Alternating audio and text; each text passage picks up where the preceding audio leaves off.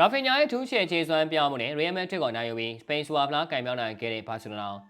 ပရိသတ်များလုံးပဲမင်္ဂလာများဝီလူချာအမက်ခွန်ရှိကိုစပွားအရီယာကနေအားလုံးကိုပြန်လည်ကြိုလိုက်ပါရစေ။ဘာစတာက Real Madrid ကို3ဂိုးနဲ့နိုင်ယူပြီးသူတို့ရဲ့16ကြိမ်မြောက်စပိန်စူပါဖလားကိုသိမ်းပိုက်သွားနိုင်ခဲ့ပါတယ်။ဒါ Real Madrid ရဲ့73ကြိမ်ဆိုတဲ့မှတ်တမ်းထက်3ကြိမ်ပိုများသွားပြီးစံချိန်တင်အောင်မြင်ဆုံးအသင်းဖြင့်ဆက်လက်ရည်တည်နိုင်ခဲ့တာလည်းဖြစ်ပါတယ်။အသင်းအားထားတဲ့ဒီကတိုင်းစစ်မှုအမ်ပါဘေပွဲထက်မပါဝင်လာနိုင်တာကလည်း Real Madrid အတွက်ထုံးတဲ့ချက်ဖြစ်ခဲ့ပါတယ်။ဘာစနာကတော့လူဆောင်တက်ဆောင်တဲ့အသင်းအကောင်းဆုံးလူစင်ကိုထုတ်ကစားနိုင်ခဲ့တာဖြစ်ပါတယ်။ဘာစနာဒီပွဲအတွက်ဒီဗီယာကရှင်းပါတယ်။တပတ်အသင်းဘောလုံးရတာနဲ့အပေါ်ထိတက်ပြီးဖိအားပေးမယ်။ဘောလုံးပိုင်ဆိုင်မှုကိုအများဆုံးယူထားမယ်ဆိုတဲ့ပုံစံမျိုးပါ။ဒါကဘာစနာရဲ့ရွေးရကစားဟန်တီကီတာကာကိုခင်မီဂျာမန်ပရက်ဆင်ပုံစံနဲ့ပေါင်းဆက်ထားသလိုမျိုးဖြစ်ပါတယ်။ Real Madrid ကတော့ကန်စစ်ကိုလုံးကျော်ပိတ်ကစားပြီးတော့ Vinicius Rodrigo တို့ရဲ့အမြန်နှုန်းတွေကိုအသုံးပြုကတံမြန်တိုင်းစစ်နဲ့ကစားခဲ့တာဖြစ်ပါတယ်။ပွဲစားတာနဲ့ဘာစနာကဘောလုံးကိုတောက်လျှောက်ကိုင်ကစားတော့တာပါပဲ။ပွဲစားပိုင်းမှာဘာစနာကဘောလုံးပိုင်ဆိုင်မှု85ရာခိုင်နှုန်းထိရယူထားနိုင်ခဲ့ပါတယ်။ Real ကစားသမားတွေကတော့ကန်စစ်ပိတ်ကစားနေခဲ့ရပါတယ်။ Prime မိနစ်30လောက်ထိပွဲကနည်းနည်းလေးအေးနေတယ်လို့ထင်ရပေမဲ့နောက်ပိုင်းမှာတော့တော်တော်လေးကိုမြိုင်လာခဲ့ပါတယ်။ပွဲတင်36မိနစ်မှာတော့ပရိသတ်တွေမျှော်လင့်နေတဲ့ဂိုးစ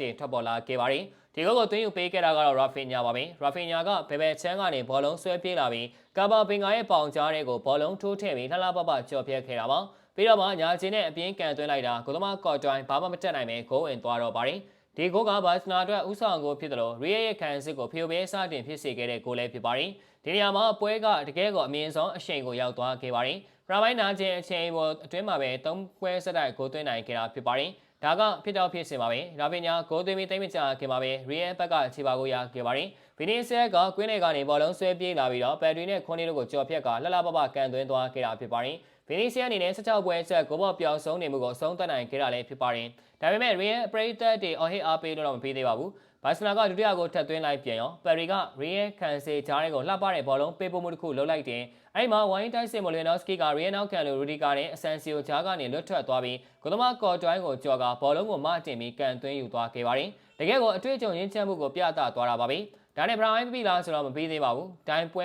ရက်ခရာမဟုတ်ခင်စက္ကန့်ပိုင်းလိုလေးမှာ Real ကတောက်ကန်ဘောရတယ်။အဲ့ကနေတဆင်ဘောလုံးကဂိုးရီယာထဲမှာရှုပ်ထွေးနေတော့Real နောက်ကန်လူဟူစင်ရဲ့ခေါင်းတိုက်ချက်ကတိုင်တီထွက်လာတယ်။အဲ့ဒါကို Real လူငယ်ကစားမလေးကွန်ဆာလိုဂါစီယာကအပိုင်ပိတ်သွင်းပြီးတူးတူးတည်ရလနဲ့ပရာပိုင်းကိုအဆုံးသတ်စေခဲ့တယ်။ဒုတိယပိုင်းပြန်စတော့အချိန်ကရောမသွားဘူး။နီးပြနှစ်ယောက်စလုံးကနိုင်ပွဲရဖို့အပြောင်းလဲတွေစားလုပ်ခဲ့ကြတယ်။ဒုတိယပိုင်းစောပိုင်းမှာနှစ်ဖက်စလုံးခွင့်တွေရခဲ့ကြပေမဲ့ဂိုးသမားတွေကလက်စွမ်းကြောင့်ဂုံးမဝင်ခဲ့ပါဘူး။ပွဲရဲ့ဆုံးဖြတ်ဖြစ်စီမဲ့ဂိုးကတော့83မိနစ်မှာထွက်ပေါ်လာခဲ့ပါတယ်။ဘာစနာတိုင်းစစ်စင်မှုတစ်ခုမှာလူဆောင်ဝင်ကစားမှာဒန်နီအော်မိုနဲ့ဖယ်ရန်တော်ရက်တို့တွဲကစားရင်ဘောလုံးကရာဖင်ညာစီရောက်သွားတယ်။ရာဖင်ညာကညာချင်းနဲ့ကန်သွင်းလိုက်တဲ့အခါမှာသူခြေချော်တယ်လို့ဖြစ်သွားပေမဲ့ဘောလုံးကရီယယ်နောက်ခံလူရာဦးအဆန်စီယိုရဲ့6ထောက်နဲ့အထိကလမ်းချောင်းပြောင်းပြီးတော့ဂိုးဝင်သွားခဲ့ပါတယ်။ဒီဂိုးနဲ့ပဲဘာစနာက3ဂိုး2ဂိုးဆိုပြီးဥဆောင်နိုင်ခဲ့တာပွဲပြီးတဲ့အထိပါပဲ။နာကျင်ချိန်ပေါ်69မိနစ်မှာရီယယ်ကနောက်ဆုံးခွင့်ရခဲ့ပါတယ်။ရီယယ်နောက်ခံလူအဆန်စီယိုရဲ့ခေါင်းတိုင်းချက်ကဂိုးဝင်လူနီးပါဖြစ်ခဲ့ပေမဲ့ဘာစနာကိုသမားဂျိုအန်ကာစီယာကအမခန်းလက်စွမ်းပြပြီးကာကွယ်သွားခဲ့ပါတယ်။အဲ့ဒီဘောလုံးကဝင်သွားခဲ့ရင်ပွဲကတည်ကြပြီးအချိန်ပေါ်ဆက်ကစားရမှာပါ။ဂါစီယာရဲ့လက်စွမ်းကဘာစနာကိုဖလားရစေခဲ့တဲ့အဓိကအချက်လို့တော့ပြောလို့ရပါတယ်။ဒီပွဲအနိုင်ရတဲ့အတွက်ဘာစနာအသင်းဟာသူတို့ရဲ့16ကြိမ်မြောက်စပိန်စူပါဖလားကိုရရှိသွားခဲ့ပါတယ်။နီးပြဟန်စီဖလစ်အတွက်လည်း